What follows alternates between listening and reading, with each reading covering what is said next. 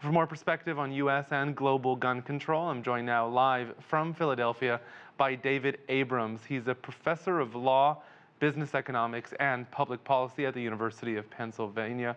Professor Abrams, welcome to the show. Mass shootings don't just occur in New Zealand, but New Zealand has taken swift action to change the way it deals with guns after that Christchurch shooting. Can you talk more about the economics behind its multi-million-dollar buyback program? And do you think it'll succeed in changing the country's gun culture? Sure. Well, and thank you for having me. So New Zealand is following a model that parallels what Australia did in the 1990s following a mass shooting they had there, where they also engaged in buybacks and legal reforms banning certain types of weapons, much as New Zealand has done currently. So that seems to be the approach they're taking. Now, Australia has seen a substantial decline in gun-related fatalities and crime since their reforms, but of course, we economists focus on trying to tease out causal relationships and to determine whether those reforms are what's responsible for this decline.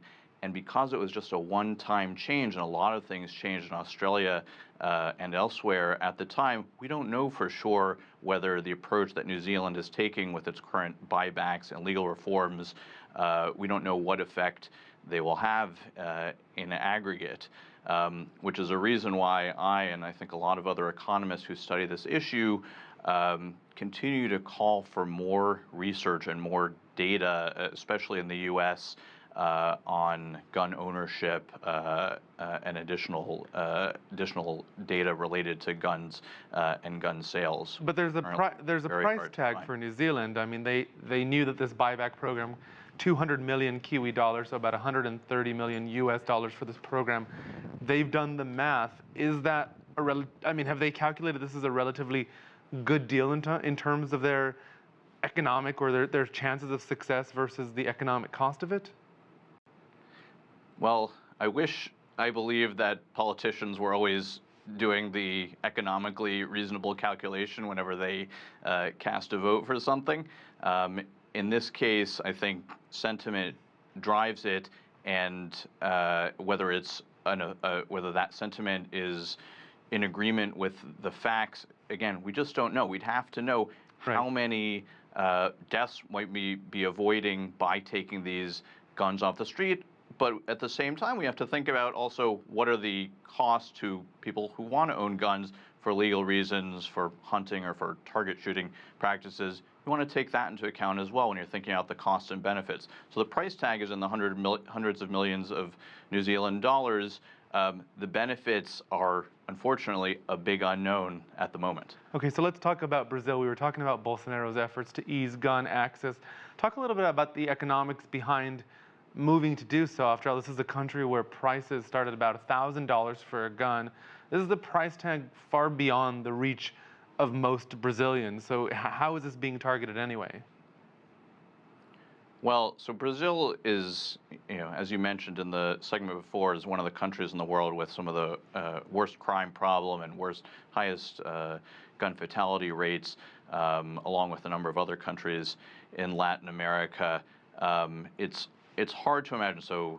It's hard to imagine that increasing gun ownership is likely to have a positive effect there.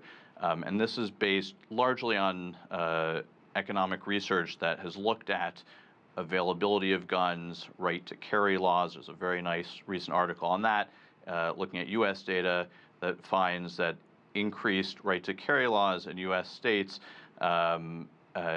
actually increases homicide rates using guns. And so if we take that, and that paper by John Donahue at Stanford and co-authors, if we take that as evidence and think about application to Brazil, if they expand access to firearms, if they lower the price, which effectively is expanding access, we can expect probably that homicide rates using guns will increase.